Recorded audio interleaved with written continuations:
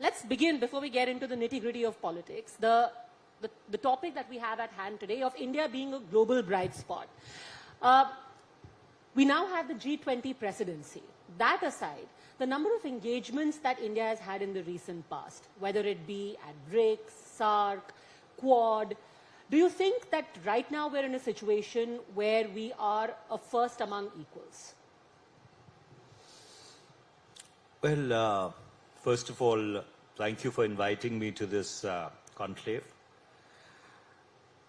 Look, if you look at the journey of India in a perspective over the past 70 years, and then you extrapolate it to the challenges that we confront currently, I think you would become a first among equals if you are able to make the transition from being a low middle income country to a high middle income country, let's say over the next 2 decades. Because even if you go by projections which have been made by the Prime Minister's Economic Advisory Council, India needs to grow at about 7 to 7.5% annually over the next 2.5 decades to make that transition to a high middle income country. And that would really try and put you in the bracket where you would be first among equals. Because if you look at the differential in terms of gross national income, we are about $2,000 US. China is about $9,000 US, breaching the mark of 10,000, which puts it into a different league altogether.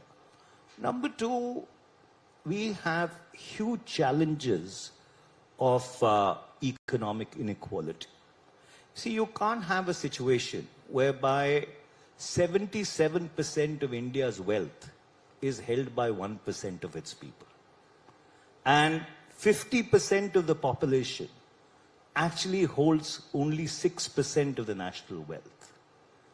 So if you look at the trajectory over the past 2 or 3 years, while you've had a growth in the number of billionaires going from 101 to 147 in the year 21-22, if I remember from the top of my head, and a cumulative value, a cumulative net worth of about 57.3 lakh crores, you've had the bulk of the population actually losing income.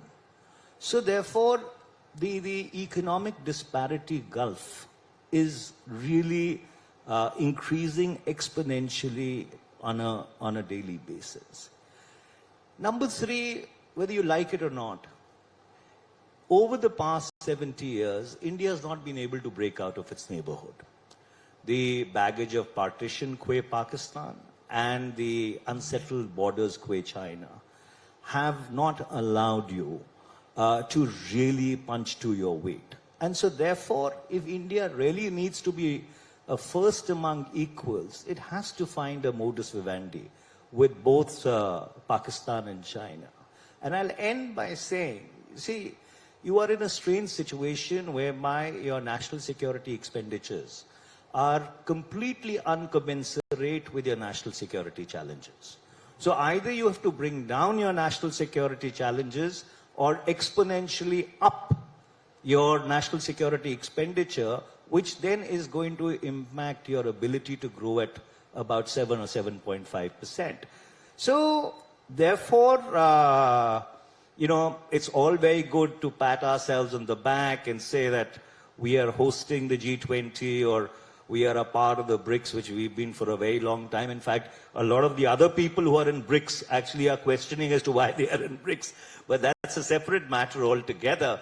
So I think these are the real challenges that we confront. And on many of these issues, till the time we don't find a multi-partisan consensus, you would not really be in a situation where India would be actually punching to its weight. So, 2 points that you've raised. I want to ask you a follow-up question on the latter point that you raised. One, about how we need to break out of the burden of partition and our unresolved borders with China. Isn't that the achievement of the last 8 years, or at least that's what security analysts say? One, that we have de-hyphenated ourselves from Pakistan, the fact that we are hosting a conference on no money for terror, where everyone agrees that in our neighborhood we have somebody who is financing terror, who is into terror financing. Second, that we managed to have our message of being equidistant from Russia and Ukraine and still managing to enjoy good relations with both. And we managed to have that in the resolution of G20. Isn't that example enough of how we've managed to create a niche for ourselves vis-a-vis not just China and Pakistan, but the world in general? Well, with great respect, dehyphenation does not mean being able to break out of the region. And the reason why I say that, if you look around the world, South Asia is the most unintegrated region in the world. In fact, if India has to truly achieve its potential, it can't happen till the time South Asia becomes a cohesive, unified economic entity or a trade arrangement at least to begin with. And the biggest gridlock in that is the equation or the lack of an equation between India and Pakistan. So therefore, the fact is that you are living in a neighborhood whereby you have two neighbors who have or who are also nuclear weapon states. And therefore, under those circumstances, if India has to surmount its developmental challenges of education, illiteracy, other human development parameters, you need peace on your periphery. You need peace on your periphery at least for the next 3 decades. And that's what China willed way back in 1979. And that's why it has a 5:1 power differential with India today.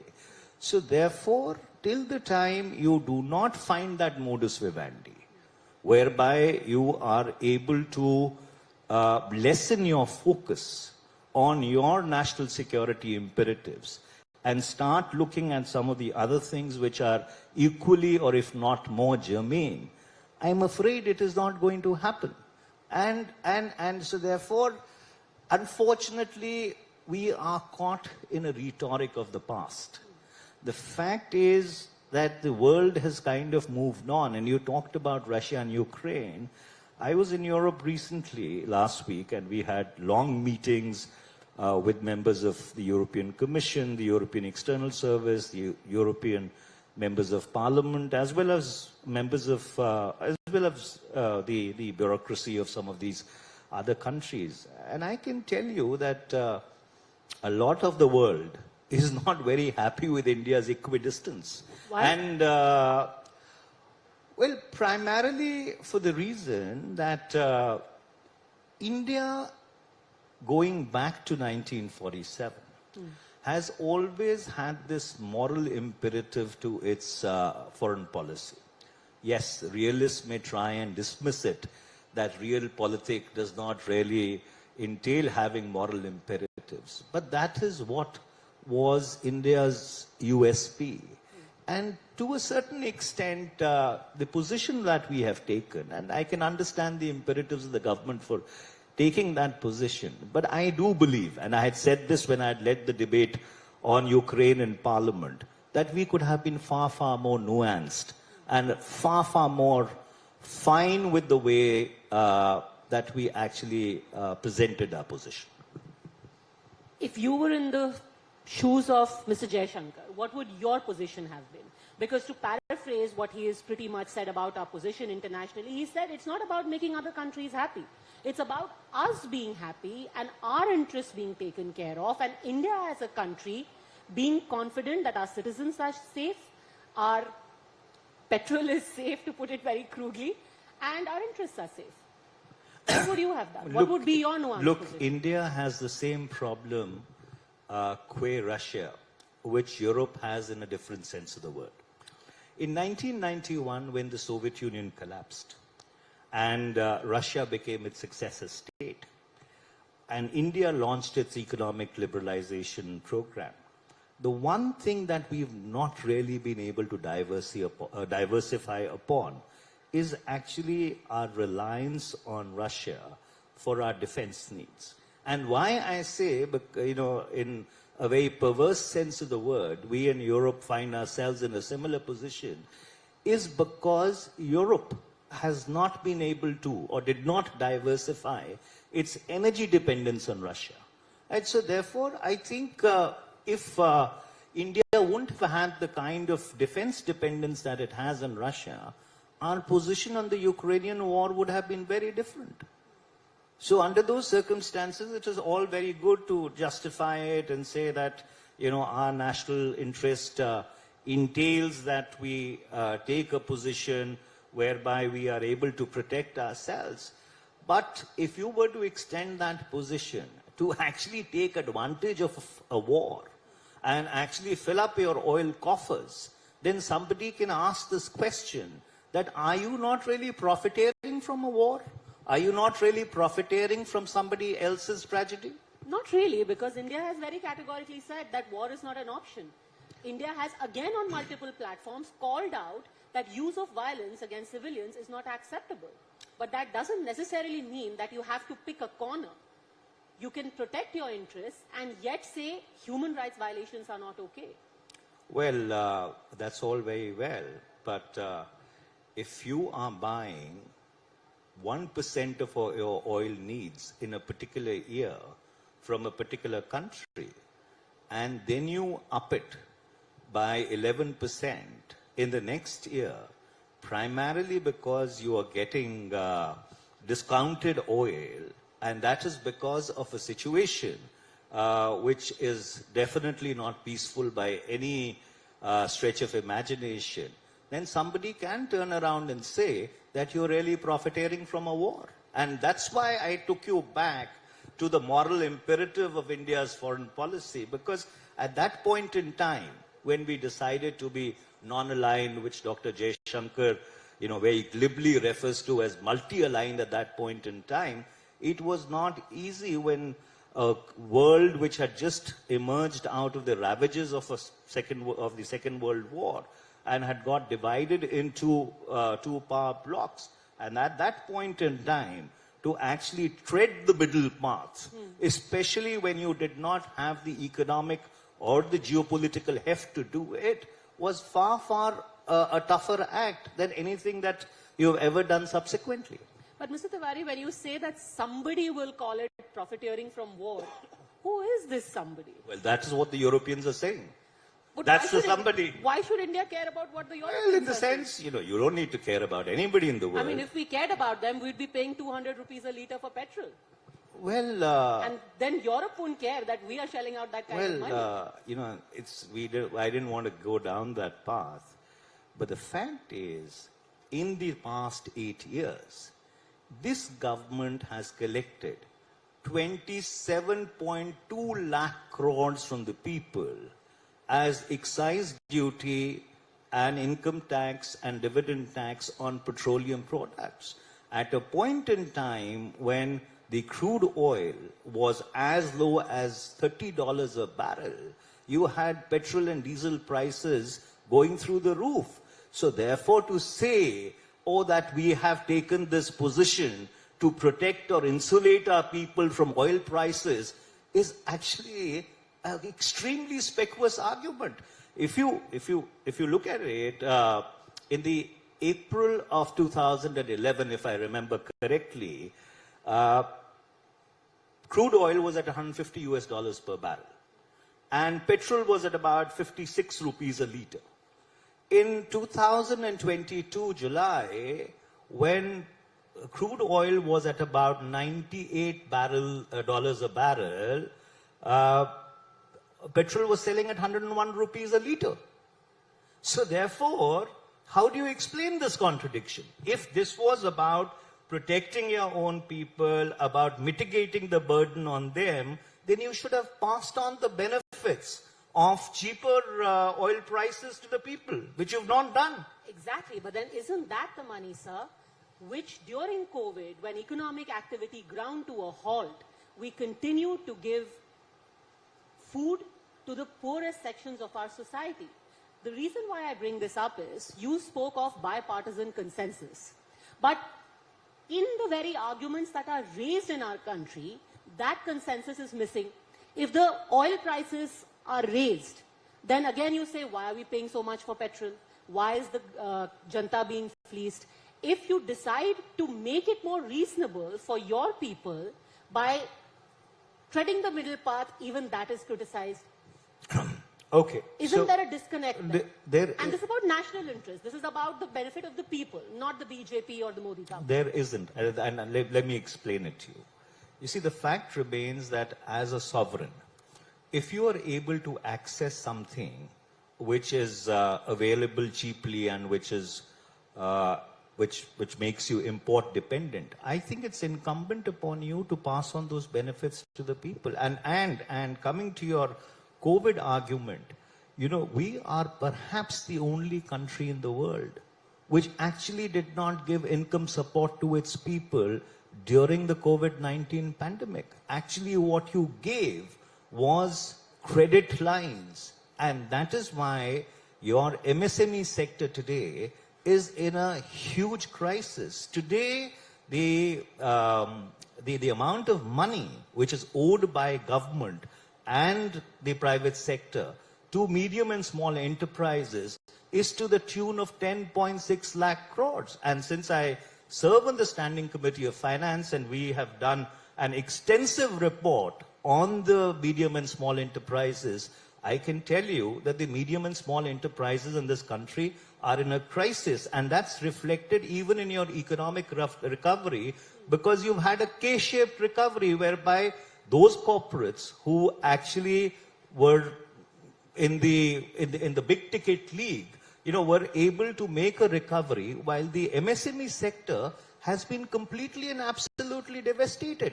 So the facts on the ground are actually very different from the portrayal or the manner in which the government would want to portray them. And I would really commend that you should have a look at the report which has been done by the Standing Committee. And it's a committee which consists of members of all political parties. And it's a unanimous report of the Committee on the MSME sector. Okay. Or the crisis in the MSME sector. Okay, we will let the people be the judge of that, because this is an endless debate about how India really fared during COVID and whether the benefits of the money collected or the money saved have been passed on. Speaking of being on the ground, you have participated in the Bharat Jodo Yatra that is underway right now. Why is it that the Bharat Jodo Yatra is currently in Madhya Pradesh when elections are being fought in Gujarat?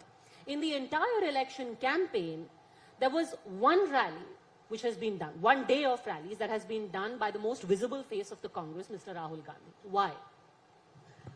Well, first of all, the Bharat Jodo Yatra, given the geographical imperatives of India, has a linear route. And so therefore, if you start from Kanyakumari and you decide to go up to Kashmir, you know, you'll obviously travel in a straight line. But a detour to Gujarat for the day. And so therefore, insofar as Gujarat is concerned, I was in Gujarat yesterday for campaign. Other people are there who are campaigning. The Bharat Jodo Yatra has a completely different imperative altogether. And given the fact that it is getting a response on the ground and it's resonating with people, you may have read that the Congress plans to have actually East-West Yatra after that, so therefore the whole country gets covered. So I don't think it's appropriate to actually link the Bharat Jodo Yatra, which has completely different imperatives, and the electoral cycle, you know, which plays a... What is the imperative? The imperative is very clear. The imperative is that unfortunately there have been deep artificially induced divisions which have been created in our social milieu over the past 8 years. So the Bharat Jodo Yatra is an attempt to really reach out to people and see that those divisions, which unfortunately are artificially induced, can be healed, and the cohesive unity of India, the internal strength of India, can be rejuvenated and revived. That, in a sense, is the objective of the Bharat Jodo Yatra. But sir, with the greatest of respect, the Congress is a political party, not an NGO. The political party fights and wins elections, comes in government, and then you Jodo Bharat. through governance, not an NGO to say, I will spread love across the country. Well, Mahatma Gandhi was also a politician. And so therefore, But he decidedly- that's exactly what... But he wasn't a politician. That's exactly what I'm talking about, the moral imperative. So therefore, the Bharat Jodo Yatra is an attempt to reintroduce, re-inject that moral imperative into our polity, which unfortunately has gone completely missing. And that's why I made the point to you earlier that you have to make a distinction between the run-of-the-mill politics which goes on, on a daily basis, and you have this electoral cycle which will keep playing itself out, and what is being attempted by this particular walk across the country. So are you saying Mr. Rahul Gandhi is now on the footsteps of Mahatma Gandhi and will cease to be an active politician? Well, because Mahatma Gandhi chose to not do that. He said Nehruji will be the Prime Minister. Mr. Rahul Gandhi at this point in time definitely is making an attempt to do what he thinks is appropriate for this country, and I don't think anybody can grudge him that. To actually walk 25 kilometers a day, interact with people day in and day out, let me tell you, is no mean feat. As someone who tries to keep physically fit, I did 2 days, about 50 kilometers, and I'm telling you, it's not very easy to do that day in and day out. So under those circumstances, rather than nitpick about the fact that an NGO should be doing it or a political party should not be doing it, I think we should try and appreciate the effort which is being made, the initiative which is being taken for what it is. And he's not the first politician who's done it. In 1983, I recall, Mr. Chandrasekhar had similarly walked across the length of this country. And if I do recall, in a different context, Dr. Murli Manoj Joshi, when he was president of the BJP, had done the same thing. So therefore, you can't have one yardstick for the goose and the other one for the gander. Correct, but when it came to elections, all these politicians who went on yatras then went and fought elections. But like you said, this is not to nitpick. Are you happy with the result of the president elections in the Congress? Well, the fact is that we've had an election, and the election has thrown up a president who has been chosen by an overwhelming number of the delegates. So yes, we have a new president who would be in the saddle for the next 5 years. You think the process was transparent, fairly done? Look, whenever you try and have a process which is an electoral cycle, there is always room to do better. And the reason why I say that is, look at what is currently going on in the Supreme Court. The Supreme Court has taken very, very serious umbrage to the manner in which election commissioners are appointed. So therefore, in democracy, there is always room for improvement. But the fact remains that the Indian National Congress actually chose to have an election, went through that election process, and at the end of it, did elect a president who's going to be there for 5 years. But yesterday I was reading a story about how Mallikarjun खड़गे जी की तस्वीर भी अभी नहीं लगाई गई है ICC में. उन्होंने एक मीटिंग की काडर के साथ, तो सिर्फ वहां भक्त चरण दास जी थे और राजीव शुक्ला जी थे. The rest of the secretaries weren't even there. Look, let me tell you something. When you spend 60 or 65 years in public life, it really becomes ephemeral whether your photograph is there or not. I think these things are too petty and don't even sort of figure in your mindscape. Mr. Mallikarjun Kharge has been leader of opposition in both houses, in the Lok Sabha and the Raj Sabha, and otherwise has had a long career in politics. So therefore, under those circumstances, it is early days. I think he should be given a fair chance to really execute what he thinks is essential for the revival of the Congress party. Speaking of revival, who's the biggest vote catcher right now? Because there's a bit of a confusion. The most visible face is Mr. Rahul Gandhi. Then maybe Mrs. Priyanka Gandhi Vadra. Then Mrs. Sonia Gandhi. Where does Mr. Kharge feature in this whole scheme of things? Who is the vote catcher for the Congress? Well, you see, ultimately it's a party which fights an election. And it's the party machinery, the party organization, which actually helps people to win. And I'll give you an example.